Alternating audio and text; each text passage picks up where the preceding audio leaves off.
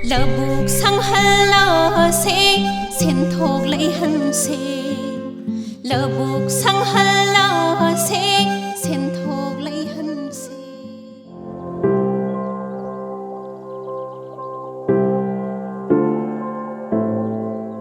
Strawberry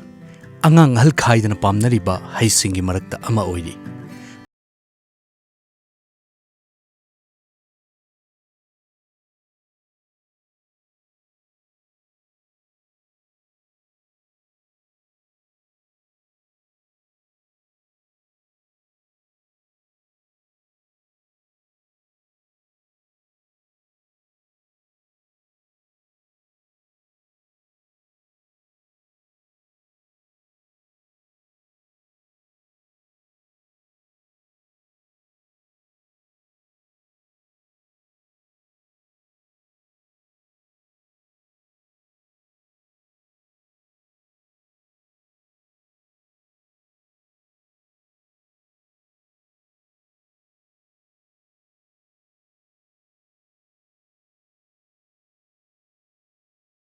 Strawberry thagena khalakibasi ahanbada aina 5-star hotel jigi Golden Palm Hotel and Spa Bangalore da aina captain oina leringe mathamda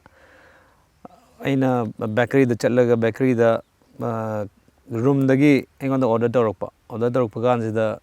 guest ina aingonda strawberry gi cake ma piyo na haiba mathamsida aingonda aina order tobu chatlu ganda fresh oina strawberry ja haiding asai gi paliko sumaina leriba design je si sumaina ubu ganda aingonda chaningba yam phawba haidare strawberry chaningba phawba du ge ina septa ina chage ina hai ganda is very costly edo nang na si cost controller na uda ga dena on the charge to bini edo na lo ga chaw hai na is I went inside the cold storage change edo ga 3-4-5 degree oiba adugi mafam du changa ga is chaba strawberry chaba da magi smell adagi sigi how gi mahaw gar ge myam du on the is very costly then si yam tang boy taraga di is the mina yam tang bo fruit oi taraga di dagi thage haina on the wakhal amadi fawge dubu chana da ba habna ko na lakhibani adu mina khal lenge da ina hale suti leba man numit ama suti madam ama ina manipur tholakanda telegraph ta Nagaland da khar thaba hore na yarame da ina Nagaland da ya taraga di manipur ju thaya ni haibagi wakhal lakhi noma amuk aina aigi venture hojiki classic hotel dagi thabak tok thoro matung da isa gi venture ama hoge torop matam jida ai ising yole ising yon bachale di ama thauraga di am thor ising yon chat kan jida kenogi khuyathong gi pukhri ma panda strawberry char khara yolame strawberry ama palaga adugi strawberry do aina kya pi ena hange sai gi tang khiba aigi wakhal do la akanda ai recall tora akanda strawberry do ina pambi amada kya no na haya do moina 80 rupees pi na haya do ina 80 do keno yawda bida cherang da hal leram do ina lahu ya do ga cherang da ani thaba do ani do sum thar kanda wakhal da fore gi do ga kanda ani khak thar gi do de no ai ngasai gi atang ma po tu de putfoge haiba gi ya ta ga di putfoge haina ina 1500 na hogdore 1500 plants thare aina there is lots of problems started like kedo ga ga sing chai bagi maong adagi uchik na chaba adugi tin na cha thom bagi problem yam thengna rei di haita bani na ko adu ma khudong thiba mayam ama la matung da 2014 dagi hogdore 15 da yonbam leita na yam wai yonbam je ne hekto raba aduga packaging do ju mo haitraba adu cherang gi packaging do gan da horen hapchan gan de si strawberry loi patla leramba aduga bagi khudong thiba mayam am leigi adui matung dagi di aina khaga yon ba horok pasi 2016 dagi ne yam mi mayam na igi yam chahi ani kanna honor matung da 2016 gi matam du dagi di kido ga aina Facebook ta aigi photo aina photo keno je paraga thumok sida hapaga strawberry je hapaga in tha challe aigi farm manung du ulle dagi do ga kan da mi mayam na aise mapa da chatlagi hiuraga utpa manba Mina hegi kan da isagi mandaba adu mai sum torok de mina like ka to wir ko ga na sum yeng egi post yeng kan da yaram da kan da akoi na pi jina mana hiega akoi gi maitei gi fanek sel ga to bu ꯁꯤꯗꯩꯗꯤ ꯀꯩꯗꯧꯔꯒꯦ ꯍꯥꯏ ꯀꯥꯟꯗ ꯃꯤ ꯃꯌꯥꯝ ꯈꯪ ꯁꯤꯗꯤ ꯃꯅꯤꯄꯨꯔꯗ ꯑꯣꯏꯔ ꯃꯥꯜꯂꯦ ꯀꯗꯥꯏꯗꯅꯣ ꯊꯥꯏꯁꯦ ꯑꯗꯨ ꯇꯧꯔꯛꯄꯗꯨꯗ ꯑꯩ ꯚꯥꯏꯔꯦꯜ ꯑꯣꯏꯔꯛꯑꯀꯥꯟꯗ ꯁ꯭ꯇ꯭ꯔꯣꯕꯦꯔꯤꯒꯤ ꯑꯍꯥꯟꯕ ꯃꯥꯁ ꯑꯣꯏꯅ ꯄꯨꯊꯣꯛꯄꯗꯨ ꯑꯩꯅ ꯑꯗꯨꯃꯥꯏꯅ ꯇꯧꯔꯒ ꯍꯧꯔꯛꯈꯤ 2016ꯗꯒꯤ ꯍꯧꯏ 16 ꯍꯧꯖꯤꯛꯇꯤ 19 ꯌꯧꯔꯦ ꯉꯁꯤꯗꯒꯤ ꯆꯍꯤ 2016 17 18 19 ꯍꯧꯖꯤꯛꯇꯤ ꯉꯁꯤ 19 ꯍꯧꯖꯤꯛ ꯑꯅꯧꯕ ꯆꯪꯁꯤꯜꯂꯛꯑꯦ ꯑꯗꯨꯅ ꯑꯁꯤꯒꯤ ꯍꯧꯖꯤꯛꯐꯥꯎꯗ ꯁꯨꯃꯥꯏꯅ ꯖꯔꯅꯤ ꯂꯩꯔꯤ ꯑꯗꯨꯒ ꯑꯥꯏ ꯍꯦꯚ ꯑꯗꯨ ꯁꯤꯒꯤꯁꯤ ꯃꯊꯛꯇ ꯑꯃꯨꯛ ꯑꯩꯅ ꯃꯔꯛꯇꯨꯗ 2018ꯗ ꯑꯩꯅ ꯄꯨꯊꯣꯔꯛꯄ ꯍꯧꯔꯀꯥꯟꯗ ꯌꯥꯝꯅ ꯅꯨꯡꯉꯥꯏꯕ ꯍꯥꯏꯇꯥꯔꯦ ꯑꯩꯅ ꯁ꯭ꯇ꯭ꯔꯣꯕꯦꯔꯤ ꯄꯨꯊꯣꯛꯄ ꯍꯧꯔꯛꯄ ꯃꯇꯝꯗ ꯆꯤꯞ ꯃꯤꯅꯤꯁꯇꯔꯅ ꯑꯩꯉꯣꯟꯗ ꯔꯤꯀꯛꯅꯤꯁꯟ ꯑꯃꯈꯛ ꯄꯤꯕꯤ ꯃꯗꯨꯗꯤ ꯀꯩꯅꯣ ꯍꯥꯏꯀꯥꯟꯗ ꯍꯧꯖꯤꯛ ꯑꯩꯈꯣꯏꯒꯤ ꯃꯅꯤꯄꯨꯔꯒꯤ ꯆꯤꯞ ꯃꯤꯅꯤꯁꯇꯔ ꯑꯣꯏꯔꯤꯕ ꯑꯦꯟ ꯕꯤꯔꯦꯟꯅ ꯑꯩꯉꯣꯟꯗ ꯀꯧꯕꯤꯔꯒ ꯅꯪꯅ ꯑꯍꯥꯟꯕ ꯃꯅꯤꯄꯨꯔꯒꯤ ꯁ꯭ꯇ꯭ꯔꯣꯕꯦꯔꯤ ꯄꯨꯊꯣꯛꯄꯅꯤ ꯑꯗꯣ ꯑꯩꯅ ꯄꯨꯊꯣꯛꯄ ꯄꯣꯠꯇꯨ ꯎꯔꯀꯥꯟꯗ ꯃꯥꯅ ꯌꯥꯝ ꯍꯔꯥꯎꯕꯒꯤ ꯑꯃꯈꯛ ꯇꯧꯕꯤ ꯑꯗꯨ ꯅꯪ ꯀꯔꯤꯅꯣ ꯄꯥꯝꯃꯤꯁꯦ ꯅꯪ ꯄꯥꯝꯕ ꯍꯥꯏꯌꯣꯅ ꯍꯥꯏ ꯀꯥꯟꯗ ꯑꯩ ꯍꯥꯏꯗ꯭रोꯄꯣनिꯛ ꯁꯤꯁꯇꯦꯝꯗ ꯊꯥꯒꯦꯅ ꯍꯥꯏꯕꯅꯤ ꯍꯧꯖꯤꯛꯁꯨ ꯍꯥꯏꯗ꯭रोꯄꯣनिꯛ ꯁꯤꯁꯇꯦꯝꯗ ꯊꯥꯅꯕ ꯀꯟꯅ ꯍꯣꯠꯅꯔꯤ It's going to be next year I'm planning for production from the hydroponics cultivation-dagi puthokke haibagi thajabadu hujik leiri aigi sanction tawraga leba launching leire aduna ai soidana hydroponic system do puthoga thanabagi manipur dagi ahanba hydroponic system da strawberry puthokpadu oinanabagi damaksu aduju kanna honajari aduga maruina whole year puthokpa yada ma seasonal oibanina condition khara change haidi strawberry thaba matamda akoina khwai chanaba matamda September da thaba September October November da thaba jina khwaidagi chanai manipur da aina thagiba aigi experience gi matungina adu hujik whole year puthokbagi plan ni aina hujik tawjaraiba hydroponic system condition thamaktoriba adinga sagi fan hapaga adagi temperature control tonanaba adugi poto hujik kanna aigi under work ta leire adu tonanaba na kanna honare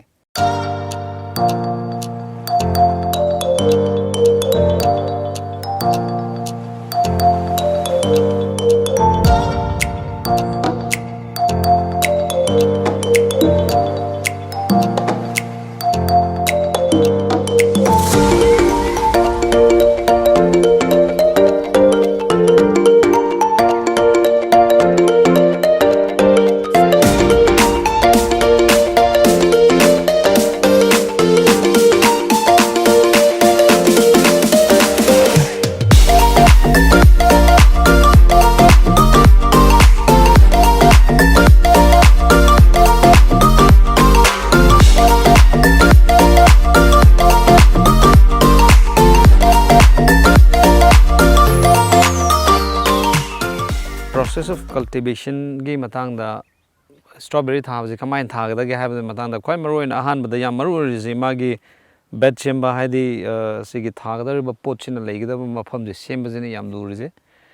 masi semgraba matungda mulching tawba haidana aina sumaina si tawse si je madakar oi haidi sigi bed chembaje yam dakar oiba leibak se kamai tawbuna haiganda leibak se yam khoi leitan gumba oiba aduga natragna yam rocky type adugumba yadre sandy soil oigedaba sandy soil da khoina ising hapaga horan ising kap kan ising chumdagi mafam oigedaba adu sembadani pisa yam changise strawberry thabada sigi khwai maximum aigi cost changise adugi matangda nei aduna si sem matungda pambi sina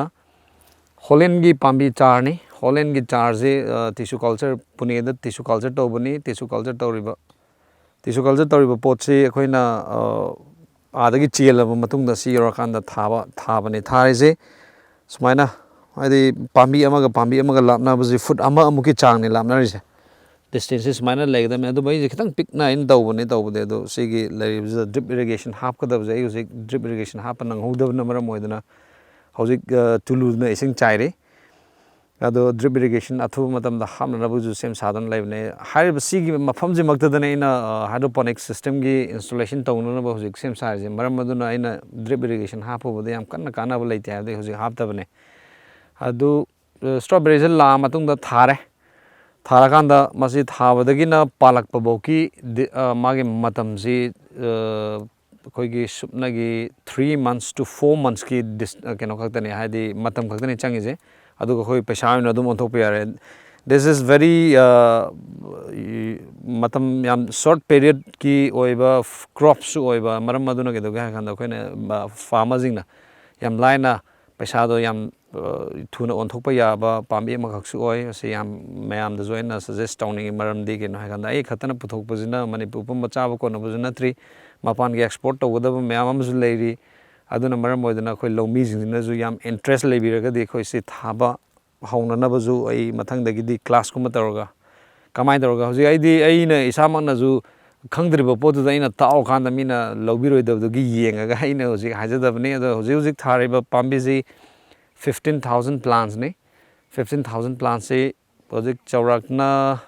ꯑꯁꯤꯐꯥꯎ ꯌꯧꯔꯛꯄꯗ ꯄꯨꯔꯛꯄꯒꯤꯅꯦ ꯀꯩꯅꯦ ꯄꯨꯟꯅ ꯑꯃꯃꯝꯗ ꯄꯥꯝꯕꯤ ꯑꯃꯃꯝꯗ ꯂꯨꯄꯥ 90ꯒꯤ ꯆꯥꯡ ꯆꯪꯉꯤ ꯑꯗꯨ ꯍꯥꯏꯔꯤꯕ ꯄꯣꯠꯁꯤ ꯑꯩꯈꯣꯏꯅ ꯇꯤꯁꯨ ꯀꯜꯆꯔ ꯇꯧꯔꯒ ꯃꯅꯤꯄꯨꯔꯗ ꯄꯨꯊꯣꯛ ꯇꯥꯔꯒꯗꯤ ꯑꯃꯨꯛꯁꯨ ꯍꯥꯏꯔꯤꯕ ꯌꯥꯝꯃꯕ ꯄꯩꯁꯥꯁꯦ ꯑꯃꯨꯛ ꯀꯟꯕ ꯉꯝꯒꯅꯤ ꯍꯥꯏꯕꯒꯤ ꯊꯥꯖꯕ ꯑꯃꯁꯨ ꯂꯩꯔꯤ ꯑꯗꯨꯅ ꯑꯩ ꯇꯤꯁꯨ ꯀꯜꯆꯔ ꯇꯧꯅꯕꯒꯤ ꯄ꯭ꯔꯣꯁꯦꯁ ꯇꯧꯅꯅꯕ ꯅꯠꯇ꯭ꯔꯒꯅ ꯑꯩꯈꯣꯏ ꯆꯥꯔ ꯄꯨꯊꯣꯛꯅꯅꯕꯁꯨ ꯑꯩ ꯀꯟꯅ ꯍꯣꯠꯅꯖꯔꯤ ꯍꯥꯏꯗꯤ ꯑꯃꯨꯛꯇ ꯂꯣꯏꯅꯃꯛ ꯌꯥꯗꯕꯅꯤꯅ ꯇꯞꯅ ꯇꯞꯅ ꯍꯣꯠꯅꯔꯒ ꯁꯤ ꯃꯌꯥꯝꯁꯦ ꯇꯞꯅ ꯇꯞꯅ ꯂꯣꯏꯁꯤꯜꯂꯛꯀꯦ ꯍꯥꯏꯕꯒꯤ ꯑꯩꯉꯣꯟꯗ ꯑꯗꯨꯒꯨꯝꯕ ꯑꯁꯥ ꯃꯌꯥꯝ ꯑꯃꯁꯨ ꯂꯩꯖꯔꯤ ꯁꯤꯅ ꯁꯣꯏꯗꯅ ꯂꯧꯃꯤꯁꯤꯡꯒꯤ ꯏꯟꯀꯝ ꯍꯦꯟꯒꯠꯍꯟꯕꯗ ꯑꯩꯈꯣꯏ ꯂꯝꯗꯝꯁꯤꯒꯤ ꯂꯧꯃꯤꯁꯤꯡ ꯍꯥꯏꯔꯒ ꯁꯨꯞꯅꯈꯛꯀꯤ ꯑꯩꯈꯣꯏ ꯂꯧ ꯎꯔꯒ ꯑꯗꯒꯤ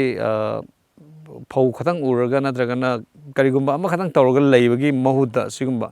ꯁꯤꯗꯤ ꯑꯣꯐ ꯁꯤꯖꯟ ꯃꯇꯝꯅꯦ ꯍꯥꯏꯗꯤ ꯂꯧ ꯎꯕ ꯂꯣꯏꯔꯕ ꯃꯇꯨꯡꯗ ꯇꯧꯕ ꯄꯣꯠꯅꯤ ꯁꯤꯁꯦ ꯃꯣꯏꯅ ꯂꯧ ꯍꯦꯛ ꯂꯣꯏꯈꯤꯕꯒ ꯑꯩꯅ ꯁꯤ ꯊꯥꯕ ꯍꯧꯔꯛꯄꯒ ꯆꯞ ꯆꯥꯅꯕ ꯃꯇꯝꯅꯤ ꯑꯗꯨꯅ ꯑꯩꯈꯣꯏꯒꯤ ꯂꯧꯃꯤꯁꯤꯡꯁꯤꯗ ꯏꯟꯀꯝ ꯍꯦꯟꯒꯠꯍꯟꯕ ꯃꯅꯤꯄꯨꯔꯗ ꯃꯔꯨꯑꯣꯏꯅ ꯑꯩꯒꯤ ꯃꯦꯟ ꯑꯣꯕꯖꯦꯛꯇꯤꯞꯁꯤ ꯀꯔꯤꯅꯣ ꯍꯥꯏꯀꯥꯟꯗ ꯃꯅꯤꯄꯨꯔꯗ ꯂꯩꯔꯤꯕ ꯑꯩꯈꯣꯏꯒꯤ ꯂꯥꯏꯔꯤꯛ ꯂꯥꯏꯁꯨ ꯍꯩꯔꯤꯕ ꯊꯕꯛ ꯐꯪꯗ꯭ꯔꯤꯕ ꯅꯍꯥ ꯃꯌꯥꯝ ꯑꯃ ꯂꯩꯔꯤꯕ ꯃꯌꯥꯝ ꯑꯁꯤ ꯑꯩꯈꯣꯏ ꯑꯦꯅꯤ ꯊꯕꯛ ꯑꯃ ꯁꯨꯔꯒ ꯑꯩꯈꯣꯏꯅ ꯑꯍꯩꯕ ꯏꯁꯥꯒꯤ ꯑꯣꯏꯕ ꯊꯕꯛ ꯁꯨꯔꯒ ꯏꯁꯥꯒꯤ ꯑꯣꯏꯕ ꯀꯩꯅꯣꯝꯃ ꯄꯨꯊꯣꯔꯀꯥꯟꯗ ꯊꯕꯛ ꯁꯨꯔꯀꯥꯟꯗ ꯑꯔꯅꯤꯡꯁ ꯑꯃ ꯂꯥꯛꯍꯜꯂꯕ ꯃꯇꯨꯡꯗ ꯑꯩꯈꯣꯏꯒꯤ ꯍꯩꯔꯨꯔꯤꯕ ꯏꯗꯨꯀꯦꯁꯟꯒꯤ ꯃꯉꯥꯜ ꯐꯪꯍꯧꯔꯕ ꯃꯌꯥꯝꯗꯣ ꯑꯩꯈꯣꯏ ꯁꯤꯅ ꯄꯩꯁꯥ ꯊꯣꯛꯍꯜꯂꯒ ꯄꯩꯁꯥ ꯊꯣꯛꯇ꯭ꯔꯒꯗꯤ ꯃꯤ ꯃꯌꯥꯝꯅ ꯑꯩꯈꯣꯏꯁꯦ ꯀꯩꯁꯨ ꯎꯁꯤꯠꯄꯤꯗꯦ ꯍꯥꯏꯗꯤ ꯀꯩꯅꯣ ꯍꯥꯏꯀꯥꯟꯗ ꯃꯌꯥꯝꯅ ꯄꯥꯝꯅꯔꯤꯁꯦ ꯒꯣꯔꯃꯦꯟꯒꯤ ꯖꯣꯕ ꯑꯃ ꯇꯧ ꯇꯥꯔꯗꯤ ꯑꯗꯨꯗꯒꯤ ꯂꯥꯛꯄ ꯄꯩꯁꯥꯗꯨꯅ ꯑꯩꯈꯣꯏ ꯁꯁꯇꯦꯟ ꯑꯣꯏꯔꯒ ꯍꯥꯏꯗꯤ ꯑꯗꯨꯗꯨꯅ ꯄꯩꯁꯥꯗꯣ ꯁꯤꯖꯤꯟꯅꯕ ꯊꯥ ꯈꯨꯗꯤꯡꯒꯤ ꯂꯥꯛꯄꯅꯤꯅ ꯁꯤꯖꯤꯟꯅꯕ ꯌꯥꯕꯒꯤ ꯄꯩꯁꯥꯗꯣ ꯃꯣꯏ ꯁꯤꯖꯤꯟꯅꯩ ꯑꯗꯨꯕꯨ ꯂꯧꯃꯤ ꯑꯃꯅꯗꯤ ꯂꯧ ꯎꯕ ꯈꯛꯇꯅꯗꯤ ꯆꯍꯤ ꯑꯃꯗ ꯇꯥꯜꯍꯧꯕ ꯄꯩꯁꯥꯗꯣ ꯌꯥꯝꯗꯕꯅꯤꯅ ꯑꯩꯈꯣꯏ ꯂꯧ ꯎꯅꯤꯡꯗꯦ ꯑꯗꯨꯅ ꯀꯩꯗꯧꯒꯦ ꯍꯥꯏ ꯀꯥꯟꯗ ꯂꯥꯏꯔꯤꯛ ꯂꯥꯏꯁꯨ ꯍꯩꯔꯕ ꯑꯗꯨꯒ ꯊꯕꯛ ꯐꯪꯗ꯭ꯔꯤꯕ ꯏꯆꯤꯜ ꯏꯅꯥꯎ ꯃꯌꯥꯝꯅ ꯑꯩꯈꯣꯏ ꯂꯧꯎ ꯁꯤꯡꯎꯕꯁꯤꯗ ꯑꯩꯈꯣꯏ ꯃꯥꯏ ꯑꯣꯟꯁꯤꯟꯗꯨꯅ ꯑꯗꯨꯒ ꯄꯩꯁꯥ ꯍꯦꯟꯅ ꯀꯃꯥꯏꯅ ꯇꯧꯔꯒ ꯂꯥꯛꯀꯗꯒꯦ ꯍꯥꯏꯕꯒꯤ ꯋꯥꯈꯜꯂꯣꯟꯗꯨꯗ ꯆꯠꯅꯅꯕꯒꯤ ꯄꯥꯟꯗꯝ ꯑꯃꯈꯛꯀꯤ ꯃꯈꯥꯗꯅꯤ ꯑꯩꯅ ꯁꯤꯒꯤ ꯏꯁꯇ꯭ꯔꯣꯕꯦꯔꯤ ꯊꯥꯕ ꯍꯧꯔꯛꯈꯤꯕꯁꯤ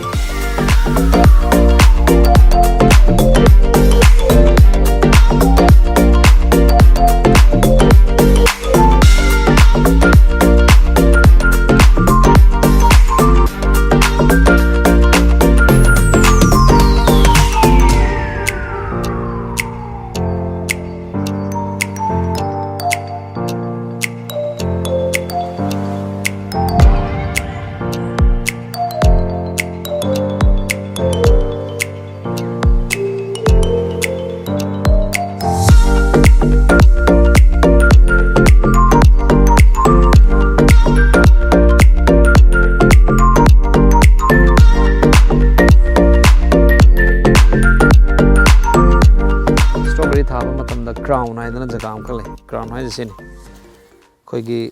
ꯃꯔꯥꯒ ꯑꯗꯨꯒ ꯄꯥꯝꯕꯤꯒꯒꯤ ꯃꯔꯛꯁꯤꯗ ꯁꯤ ꯂꯩꯔꯤꯕ ꯄꯣꯠꯁꯤꯀꯣ ꯁꯤꯅꯤ ꯀ꯭ꯔꯥꯎꯟ ꯍꯥꯏꯁꯦ ꯑꯦꯛꯖꯦꯛꯂꯤ ꯀ꯭ꯂꯣꯖ ꯁꯤꯒꯤ ꯖꯒꯥꯁꯦ ꯀ꯭ꯔꯥꯎꯟ ꯀꯧꯏ ꯁꯤꯗ ꯍꯦꯟꯀꯠꯅ ꯊꯥꯔꯒꯗꯤ ꯃꯥꯁꯦ ꯄꯠꯂꯦ ꯑꯗꯨꯅ ꯃꯔꯝ ꯑꯣꯏꯔꯀꯥꯟꯗ ꯀ꯭ꯔꯥꯎꯟꯁꯤꯗ ꯆꯞ ꯆꯥꯅ ꯊꯥꯒꯗꯕ ꯁꯤꯅ ꯑꯩꯈꯣꯏ ꯄꯥꯝꯕꯤꯁꯦ ꯌꯥꯝ ꯁꯤꯕꯗꯒꯤ ꯀꯟꯕ ꯉꯝꯒꯅꯤ ꯑꯗꯨꯒ ꯁꯤ ꯂꯩꯔꯦ ꯑꯗꯨꯒ ꯁꯤ ꯃꯜꯆꯤꯡ ꯁꯤꯖꯤꯟꯅꯕꯒꯤ ꯃꯔꯝꯁꯤꯅ ꯑꯩꯈꯣꯏ ꯄꯥꯝꯕꯤꯁꯤꯅ ꯁꯨꯃꯥꯏꯅ ꯑꯩꯈꯣꯏ ꯄꯥꯜꯂꯛꯄ ꯃꯇꯝꯗ ꯁꯨꯃꯥꯏꯅ ꯃꯥꯁꯦ ꯂꯩꯕꯥꯛꯀ ꯁꯣꯏꯜꯒ ꯊꯦꯡꯅꯕ ꯃꯇꯝꯗ ꯍ꯭ꯌꯨꯃꯁ ꯑꯣꯏꯕ ꯌꯥꯗꯕ ꯏꯁꯤꯡꯒꯨꯝꯕ ꯍꯦꯟꯖꯟ ꯀꯥꯟꯗꯗꯣ ꯁꯨꯃꯥꯏꯅ ꯄꯠꯂꯤꯕꯒꯤ ꯁꯤꯒꯤ ꯄ꯭ꯔꯣꯕ꯭ꯂꯦꯝꯁꯤ ꯂꯥꯛꯀꯅꯤ ꯃꯔꯝ ꯑꯗꯨꯅ ꯀꯩꯗꯧꯒꯦ ꯍꯥꯏ ꯀꯥꯟꯗ ꯑꯩꯈꯣꯏꯅ ꯁꯤꯒꯤ ꯃꯜꯆꯤꯡ ꯇꯧꯕꯅꯤ ꯑꯗꯨꯒ ꯁꯤꯅ ꯀꯩꯗꯧꯒꯦ ꯍꯥꯏ ꯀꯥꯟꯗ ꯏꯁꯤꯡ ꯃꯅꯤꯜ ꯂꯩꯕꯥꯛꯇ ꯂꯩꯕ ꯃꯅꯤꯜꯁꯦ ꯚꯦꯄꯔ ꯑꯣꯏꯅ ꯗꯛ ꯂꯥꯎꯅ ꯄꯥꯏꯈꯠꯈꯤꯕꯗꯨꯗ ꯁꯤꯅ ꯀ꯭ꯂꯣꯁ ꯇꯧꯁꯜꯂ ꯊꯝꯕꯅꯤꯅ ꯀꯩꯗꯧꯒꯦ ꯍꯥꯏ ꯀꯥꯟꯗ ꯃꯇꯝ ꯆꯨꯞꯄꯗ ꯁꯤꯒꯤ ꯄꯥꯝꯕꯤꯁꯤ ꯏꯅꯤꯜ ꯂꯩꯔꯒ ꯂꯩꯅꯅꯕ ꯑꯍꯥꯟꯕ ꯑꯃ ꯂꯩꯔꯦ ꯑꯗꯨꯗꯨꯒ ꯑꯅꯤꯁꯨꯕꯗ ꯁꯤꯒꯤ ꯄꯥꯝꯕꯤꯁꯤꯅ ꯐ꯭ꯔꯨꯠꯅ ꯄꯥꯜꯂꯛꯑ ꯃꯇꯝꯗ ꯉꯁꯥꯏ ꯄꯠꯀꯗꯕꯗꯨꯗꯤ ꯀꯟꯅꯕ ꯑꯃ ꯂꯩꯔꯦ ꯁꯤꯁꯦ ꯑꯃ ꯂꯩꯔꯦ ꯑꯗꯨꯒ ꯑꯩꯅ ꯍꯧꯖꯤꯛ ꯊꯥꯔꯤꯕ ꯃꯐꯝꯁꯤ ꯁꯤꯒꯤ ꯑꯦꯔꯤꯌꯥꯁꯤꯗ ꯂꯧ ꯑꯦꯀꯔ ꯑꯃꯒ ꯑꯗꯨꯒ ꯌꯨꯝꯂꯣꯝꯗ ꯑꯦꯀꯔ ꯑꯃꯒ ꯂꯩꯔꯤ ꯑꯩ ꯋꯦꯟ ꯑꯥꯏ ꯁ꯭ꯇꯥꯔꯇꯦഡ് ꯃꯁꯤ ꯑꯣꯟꯂꯤ ½ ꯑꯦꯟ ꯑꯦꯀꯔꯒꯤ ꯂꯝꯗ ꯍꯧꯗꯣꯔꯛꯈꯤꯕꯅꯤ ꯍꯧꯗꯣꯔꯛꯄ ꯃꯇꯝꯗ ꯑꯩꯈꯣꯏꯒꯤ ꯌꯨꯝꯒꯤ ꯏꯃꯥ ꯕꯕꯥ ꯍꯣꯏꯅ ꯀꯔꯤꯅꯣ ꯅꯪ ꯊꯥꯔꯤꯁꯦ ꯃꯊꯣꯡ ꯃꯔꯝ ꯈꯪꯗꯕ ꯄꯥꯝꯕꯤ ꯊꯥꯏꯅ ꯑꯩꯉꯣꯟꯗ ꯆꯩꯕ ꯉꯥꯡꯕ ꯃꯌꯥꯝ ꯇꯧꯈꯤꯕ ꯂꯩ ꯄꯥꯝꯕꯤꯁꯤꯅ ꯍꯥꯏꯗꯤ ꯀꯔꯤꯅꯣ ꯃꯣꯏꯅ ꯈꯪꯗꯕꯅꯤꯅ ꯍꯧꯖꯤꯛꯁꯨ ꯑꯅꯧꯕ ꯄ꯭ꯔꯣꯖꯦꯛ ꯑꯃ ꯑꯩꯅ ꯇꯧꯏ ꯄ꯭ꯔꯣꯖꯦꯛ ꯑꯃ ꯇꯧꯔꯤꯕ ꯗ꯭ꯔꯦꯒꯟ ꯐ꯭ꯔꯨꯠ ꯊꯥꯕꯒꯤ ꯄ꯭ꯔꯣꯖꯦꯛ ꯑꯃ ꯇꯧꯀꯥꯟꯗ ꯗ꯭ꯔꯦꯒꯟ ꯐ꯭ꯔꯨꯠꯁꯦ ꯄꯥꯝꯕꯤꯁꯦ ꯎꯀꯥꯟꯗ ꯃꯣꯏ ꯍꯥꯏꯁꯦ ꯂꯝꯕꯤ ꯑꯁꯤꯗ ꯂꯝꯕꯤꯗ ꯍꯧꯕꯅꯤ ꯑꯗꯨ ꯅꯪ ꯁꯤ ꯂꯩꯔꯒ ꯑꯥꯗꯩ ꯇꯥꯡꯅ ꯂꯩꯔꯒ ꯁꯤꯗ ꯊꯥꯗꯣꯏꯁꯦ ꯀꯩꯗꯧꯕꯩꯅꯣꯅ ꯑꯩꯉꯣꯟꯗ ꯍꯪꯉꯦ ꯑꯗꯨꯃꯥꯏꯅ ꯍꯥꯏꯗꯤ ꯊꯕꯛ ꯑꯃ ꯇꯧꯔꯛꯄ ꯃꯇꯝꯗ ꯍꯧꯗꯣꯔꯛꯄ ꯃꯇꯝꯗ ꯑꯦꯟꯀꯔꯦꯖꯃꯦꯟꯒꯤ ꯃꯍꯨꯠꯇ ꯑꯩꯈꯣꯏ ꯗꯤꯀꯔꯦꯖ ꯍꯥꯏꯗꯤ ꯑꯩꯈꯣꯏ ꯏꯁꯥꯁꯤꯗ ꯑꯗꯨꯃꯥꯏꯅ ꯇꯧꯕ ꯋꯥꯈꯜ ꯌꯥꯝ ꯐꯥꯎꯍꯜꯂꯛꯄ ꯃꯌꯥꯝꯗꯣ ꯏꯟꯈꯠꯂꯀꯥꯟꯗꯅꯦ ꯑꯩꯅ ꯍꯧꯖꯤꯛ ꯉꯁꯤꯐꯥꯎ ꯁꯨꯃꯥꯏꯅ 15,000 plants ꯁ꯭ꯇ꯭ꯔꯣꯕꯦꯔꯤ ꯊꯥꯕ ꯉꯝꯖꯔꯛꯏꯁꯦ ꯑꯗꯨꯅ ꯑꯗꯨꯒꯨꯝꯕ ꯈꯨꯗꯣꯡꯊꯤꯕ ꯃꯌꯥꯝꯗꯣ ꯃꯥꯌꯣꯛꯅꯔꯕ ꯃꯇꯨꯡꯗ ꯑꯩꯈꯣꯏ ꯃꯥꯏ ꯄꯥꯛꯄꯒꯤ ꯂꯝꯕꯤꯗ ꯂꯥꯛꯏ ꯍꯥꯏꯕꯁꯤꯃꯗꯤ ꯁꯤꯅ ꯑꯩꯒꯤ ꯊꯦꯡꯅꯔꯛꯄ ꯑꯦꯛꯁꯄꯤꯔꯤꯌꯦꯟꯁꯅ ꯑꯁꯤꯗꯤ ꯇꯧꯏ ꯑꯗꯨꯅ ꯂꯧꯃꯤꯁꯤꯡꯅ ꯑꯋꯥꯕꯗꯤ ꯃꯌꯥꯝ ꯊꯦꯡꯅꯩ ꯑꯗꯨꯕꯨ ꯍꯧꯖꯤꯛ ꯑꯩꯅ ꯊꯥꯔꯤꯕ ꯍꯧꯖꯤꯛ ꯊꯥꯔꯤꯕ ꯄꯣꯠꯁꯤ ꯀꯩꯗꯧꯒꯦ ꯍꯥꯏ ꯀꯥꯟꯗ ꯑꯣꯔꯒꯥꯅꯤꯀꯦꯜꯂꯤ ꯊꯥꯕꯅꯤ ꯑꯣꯔꯒꯥꯅꯤꯛ ꯑꯩꯅ ꯑꯣꯏꯅꯕ ꯍꯣꯏ ꯁꯣꯏꯜꯁꯦ ꯑꯩꯅ ꯇꯨꯔꯦꯜ ꯃꯄꯥꯟꯗꯒꯤ ꯂꯧꯕ ꯁꯣꯏꯜꯅꯤ ꯑꯗꯨ ꯁꯣꯏꯜꯁꯤꯗ ꯌꯥꯎꯔꯝꯕ ꯍꯥꯟꯅꯒꯤ ꯂꯩꯕ ꯀꯦꯃꯤꯀꯦꯜ ꯀꯟꯇꯥꯃꯤꯅꯦꯇꯦꯠ ꯑꯣꯏꯈꯤꯕꯗꯨꯗꯤ ꯑꯩ ꯀꯦꯅꯣꯠ ꯆꯦꯟꯖ ꯏꯠ ꯑꯗꯣ ꯍꯧꯖꯤꯛꯀꯤ ꯑꯣꯏꯅꯗꯤ ꯑꯩꯅ ꯁꯤꯖꯤꯟꯅꯖꯔꯤꯁꯤ ꯑꯣꯟꯂꯤ ꯚꯔꯃꯤ ꯀꯝꯄꯣꯁ ꯁꯤꯖꯤꯟꯅꯩ ꯚꯔꯃꯤ ꯀꯝꯄꯣꯁ ꯁꯤꯖꯤꯟꯅꯕꯁꯤꯅ ꯀꯩꯗꯧꯒꯦ ꯍꯥꯏ ꯀꯥꯟꯗ ꯄꯥꯝꯕꯤꯒꯤ ꯒ꯭ꯔꯣꯠ ꯍꯦꯟꯒꯠꯅꯅꯕ ꯑꯗꯨꯒ ꯄꯥꯝꯕꯤꯁꯤ ꯌꯥꯝ ꯐꯅꯅꯕꯒꯤ ꯃꯆꯥꯛ ꯑꯃꯁꯨ ꯑꯣꯏ ꯑꯗꯨꯅ ꯑꯩ ꯏꯁꯥ ꯏꯊꯟꯗ ꯄꯩꯁꯥ ꯐꯪꯕꯒꯤ ꯃꯍꯨꯠꯇ ꯑꯩꯅ ꯍꯧꯖꯤꯛ ꯚꯔꯃꯤ ꯀꯝꯄꯣꯁ ꯄꯨꯊꯣꯛꯏꯕ ꯃꯤ ꯈꯔ ꯑꯃꯗꯁꯨ ꯑꯩꯅ ꯏꯟꯗꯥꯏꯔꯦꯛꯂꯤ ꯃꯣꯏꯗ ꯄꯩꯁꯥ ꯐꯪꯍꯟꯅꯕꯒꯤ ꯏꯟꯀꯝ ꯂꯥꯛꯅꯕꯒꯤ ꯃꯔꯝ ꯑꯃꯁꯨ ꯑꯣꯏꯔꯤ ꯑꯁꯤ ꯈꯛꯇ ꯅꯠꯇꯅ ꯄꯥꯝꯕꯤ ꯊꯥꯅꯅꯕ ꯃꯤ ꯍꯥꯌꯔ ꯇꯧꯕ ꯑꯗꯒꯤ ꯄꯥꯝꯕꯤ ꯊꯥꯕꯒꯤ ꯑꯩꯒꯤ ꯁ꯭ꯇꯥꯐꯁꯤꯡ ꯑꯗꯨꯒ ꯑꯩꯒꯤ ꯏꯆꯤꯜ ꯏꯅꯥꯎ ꯃꯌꯥꯝ ꯃꯔꯨꯑꯣꯏꯅ ꯈ꯭ꯋꯥꯏ ꯃꯔꯨ ꯑꯣꯏꯔꯤꯁꯤ ꯀꯩꯅꯣ ꯍꯥꯏ ꯀꯥꯟꯗ support family support without my family support I cannot be in this stage ꯑꯩꯒꯤ ꯏꯃꯥ ꯏꯄꯥ ꯑꯗꯨꯒ ꯑꯩꯒꯤ ꯏꯆꯤꯜ ꯏꯅꯥꯎ ꯑꯗꯨꯒ ꯑꯩꯒꯤ ꯏꯌꯥꯝꯕ ꯏꯇꯩꯃ ꯑꯗꯒꯤ ꯏꯅꯥꯎꯅꯨꯄꯤꯁꯤꯡ ꯃꯣꯏ ꯍꯣꯜ ꯑꯩꯒꯤ ꯐꯦꯃꯤꯂꯤ ꯂꯩꯔꯤꯕ ꯃꯌꯥꯝꯁꯤꯅ ꯑꯩꯉꯣꯟꯗ ꯁꯞꯄꯣꯔꯠ ꯇꯧꯕꯤꯕꯒꯤ ꯁꯤꯒꯤ ꯐꯤꯕꯝꯁꯤ ꯌꯧꯔꯛꯈꯤꯕꯅꯤ ꯑꯗꯨꯅ ꯁꯤꯗ ꯑꯩꯒꯤ ꯁ꯭ꯄꯦꯁꯤꯐꯤꯛ ꯑꯣꯏꯕ ꯏꯝꯄ꯭ꯂꯣꯌꯤꯁ ꯍꯥꯏ ꯇꯥꯔꯒꯗꯤ ꯑꯩꯒꯤ ꯑꯥꯏ ꯍꯦꯚ ꯑꯣꯜꯃꯣꯁ ꯂꯥꯏꯛ 6-7 ꯁ꯭ꯇꯥꯐꯁ ꯑꯩꯒꯤ ꯂꯩꯖꯩ ꯑꯗꯨꯒ ꯑꯇꯩ ꯑꯇꯣꯞꯄꯗꯤ ꯑꯩꯒꯤ ꯍꯧꯖꯤꯛꯀꯤ ꯍꯥꯏꯔꯤꯕ ꯐꯦꯃꯤꯂꯤ ꯃꯌꯥꯝꯁꯤꯒ ꯄꯨꯟꯅ ꯇꯧꯃꯤꯟꯅꯕꯅꯤ ꯑꯗꯨꯒ around 20 of us we already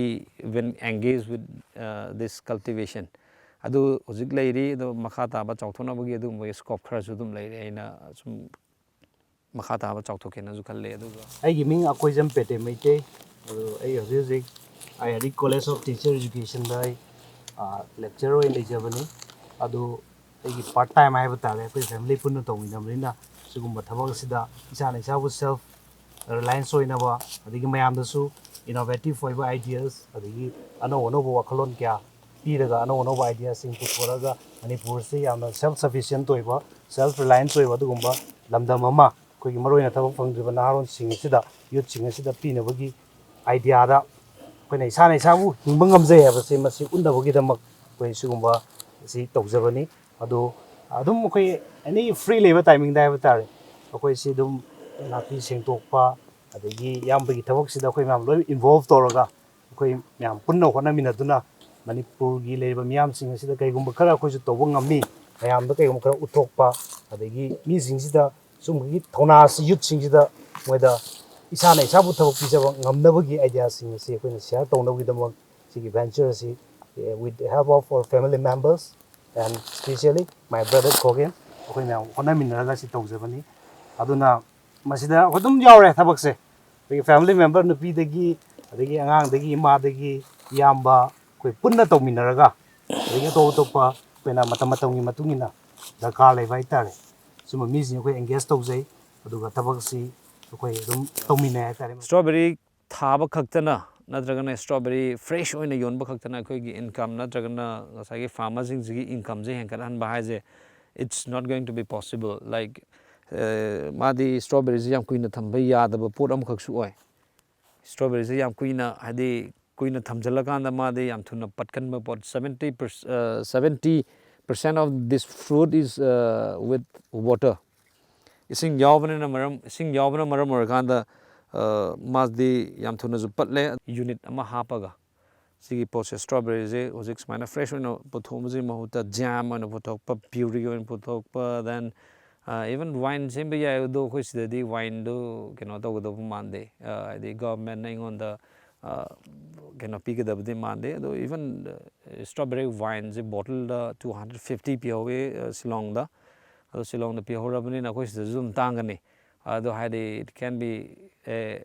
keno mo ba ya gan hadi pesa puthok pa ya ba gi keno mo oi ba di oi gani adubu processing unit hang ba yai na tra ya de have the government gi makut leire aduga adumaina semba su ga hai ba hadi adu cosmetics oina semba yari cosmetics uji strawberry gi cosmetic any cosmetic ma da ma na lebi khangbira mani hadi lip balm or na tra gana any mai taina na ba cream or it's very costly aduna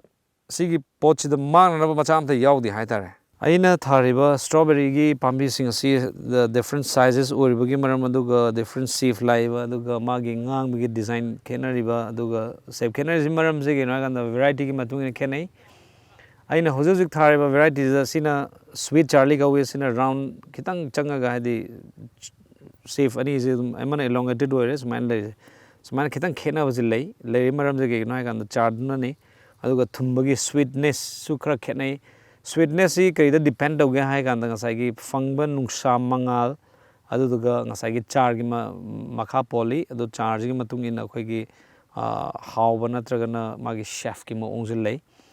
aduna sigi hariba sina winter dawn gawi sina sweet charlie leire aduga topa E33 aduga C22 haiba variety emaso ina thai hariba varieties ju manungda lei mana kitang pikta we hele aduga sumaina lei aduna strawberry thaba matam da variety plus aduga magi sweetness se karida depend hoga kan da nungsa mangan aduga magi variety da kina da we favorable condition gi strawberry hobgi je koi da manipur gi climatic conditions gi matung ina that's very much important that koi da September thabs in the maximum fire habizimadi it's my experience September thabs in September October November December loirpa kan da koi fruit puthokpa hore aduga ai si handa ki jina khar thengna thai sin November thabani do November October November September October November khar theng gi jina kitang magi pan gi chang kitang handai maram aduna September thabs is the best time to do the cultivation of strawberry in Manipur adum lere aduga koi variety jingji hadi si sumaina aina chawna puthokpa ngam maram je si that's tissue culture oibagi ni aduga mayamna thanare juna hadi runners jagi lorga thabajdi sigi pambi gi khwaidagi fabaji mana ahan ba pan ba ahan ba chahi jine tissue culture gi or next year book thabdi adu magi size handare aduna production akoi sumaina mas na puthokpa mi gi dadi chahi khuding gi sinbana fai aduga hadi mathang chahi ju dum haude hauni hauraga ju production puthokta ga akoi di mas na puthokpa ne su kana laite adum ba ma haining change to bu chahi khuding gi to na fai